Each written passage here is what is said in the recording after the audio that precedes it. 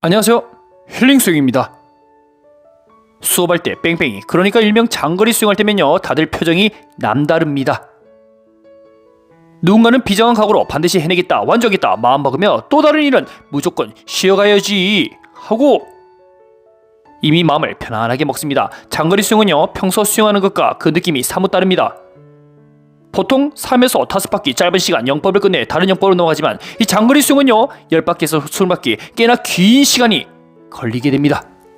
거기에다 뒤에 처지는 사람들 다 사정 안 봐줍니다. 벽 터치하는 순간 바로 출발하는 게 이 세계 국룰이죠. 장거리 수영은요 모든 얘기에 한정받지는 못하지만 수업 시간에 반드시 경험해봐야 되는 코스입니다. 오늘은 이 장거리 수영을 수업 시간에 왜 해야 되는지 알아보겠습니다. 첫째, 상대평가 지표 제공. 매일 이쁜 자세, 드릴로 그 사람을 평가하면요 정작 누가 빠르고 체력이 느린지 구분하기가 힘듭니다. 물론 자세가 좋은 사람이 체력이 좋을 확률은 있지만 반드시 꼭 그렇지만은 않은데요. 수영폼이 개떡 같아도 결과로 1등을 낸다면요 그 사람의 폼은 개떡이 아니라 진짜 배기입니다. 수영은 엄연히 기록 스포츠입니다. 무조건적으로 자세만 지향하다가 고정관념이 생길 수가 있습니다. 장거리 자영할 때 높은 팔꿈치를 만든 이 물박 하이 엘보 자세는요 효율적이기는 하나 그 누구에게나 동일하진 않습니다. 수영쌤이 이렇게 해라 저렇게 해라 실천해도요 다 100% 맞는 게 아니라요 자기 것으로 소화시키는 것이 중요하겠죠. 가르쳐준 대로 연습을 하고 실전에서 높은 팔꿈치를 했을 때 과연 나에게 어울리는지 스스로 체크를 해봐야 되겠습니다.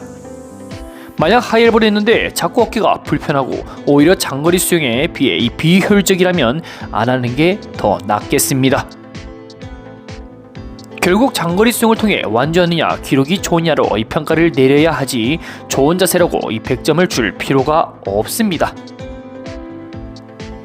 운동 강도가 있어야 그 사람의 지표를 정확히 드러낼 수가 있고요.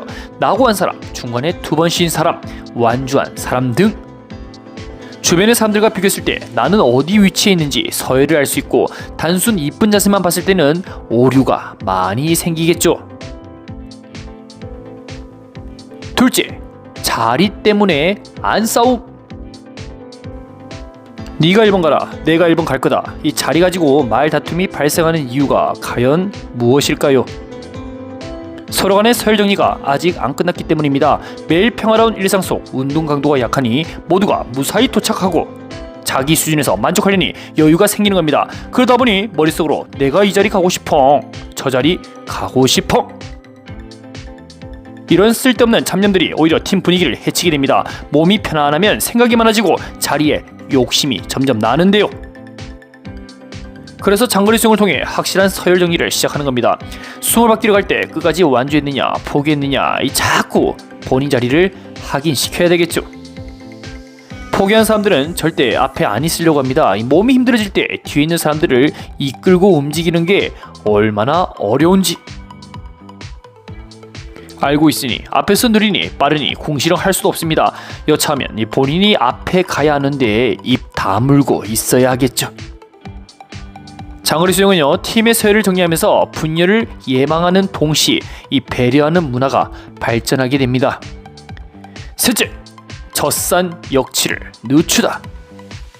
수영은 힘들지 않을 때 누구든 폼이 좋습니다. 호흡이 거칠어지고 심박수가 180으로 요동치는 상황에서 속도를 줄이지 않고 어떻게 해야 끝까지 갈 수 있을까 하고 매 가정마다 깨닫는 게 있는데요.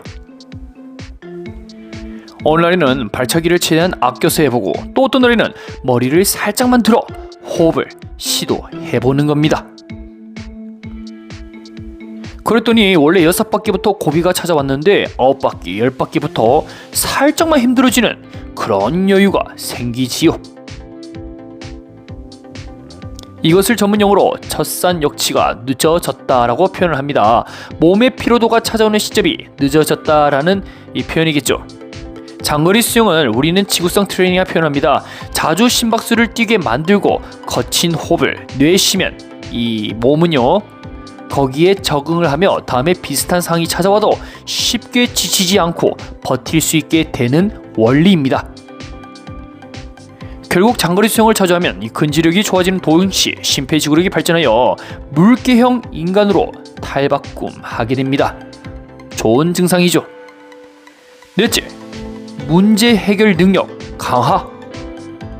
장거리 수영을 시키는 이유는요, 꼭 완주가 목표가 아닙니다. 어느 지점에서 왜 실패를 해내냐가 오늘의 과제이죠. 완주한 사람들은 앞으로 더 높은 수준의 운동을 할 수도 있지만 도중에 낙오한 사람들에게는요, 좋은 데이터를 남길 수 있겠습니다.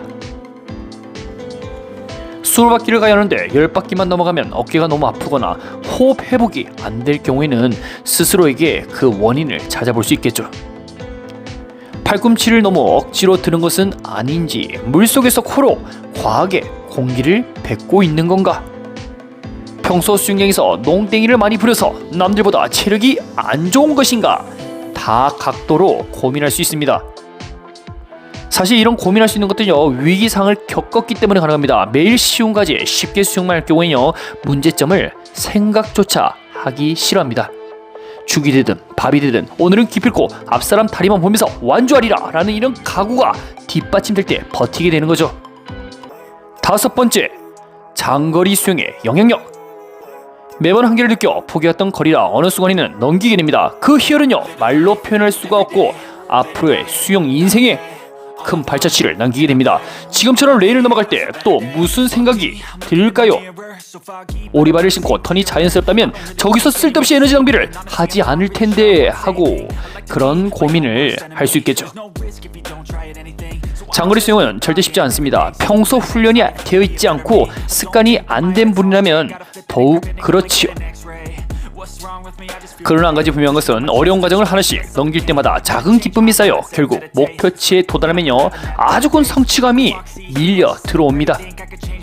목표치를 작지만 조금씩 올려서 매번 노력을 하게 되죠. 저 역시 살아가면서 제자리에 머물며 만족만은 하지 않습니다.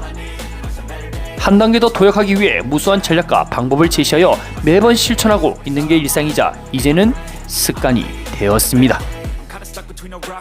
사람들은 수영 완주를 위해 술, 담배도 끊어보고 심폐 능력을 기르기 위해 조깅, 등산, 운동 취미를 늘려보기도 합니다. 자신과의 싸움에서 매번 승리한다는 게 분명 쉽지 않지요. 그러나 장거리 수영의 완주 목표는 본인의 일상생활에 큰 영향력을 끼치며 왜 살아가야 하는지 동기를 제시해줍니다. 20바퀴가 아닌 30, 40바퀴가 넘어가면요, 이제는 수영장은 너무나도 좁게 느껴지지요. 우리는 더 넓은 바다에서 수영하기 위해 항상 꿈을 꾸고 있습니다. 장거리 수영이 완성되는 순간 이것은 꿈이 아닌 현실이 되지요. 아침 해가 떠오를 때 3에서 4km를 수영하고 난 뒤 돼지국밥 한 그릇은 배부른 오마카세보다 훨씬 낫습니다. 멋진 대자연 앞에서 신체 활동을 한 뒤 먹는 음식은 천국의 맛이라 표현해도 손색이 없지요. 평소 입이 짧거나 입맛이 없는 분들은 장거리 바다 수영을 통해 입맛을 재정비하여 꿀맛을 느껴보시기 바랍니다. 아참, 그 전에 장거리 수영이 되어야 가능하겠네요. 시작은 미비하지만 그 끝은 창대하리라. 꾸준히 수영하는 습관은요, 살아가면서 좋은 영향력을 제시합니다. 오늘도 영상 시청해주셔서 감사합니다.